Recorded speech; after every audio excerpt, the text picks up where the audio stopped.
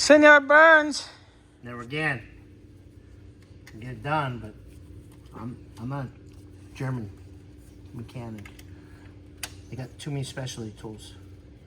Too much special needs. I mean, yeah, pretty much. But no, I mean it's on. It's on.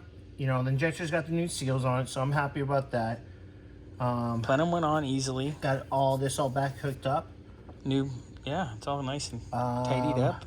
Fuel line's almost hooked back up to the high pressure pump there. Nice. Cool. What else? I mean, I got the harness still to hook up underneath.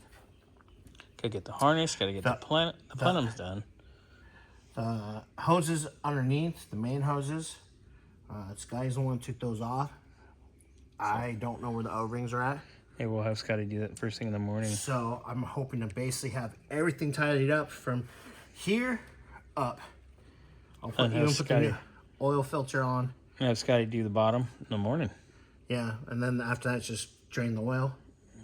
Put fresh oil in it. Get this baby out of here by lunchtime. That's the plan, because I kind of want to... I'm ready to work on Kyle's 79 Camaro.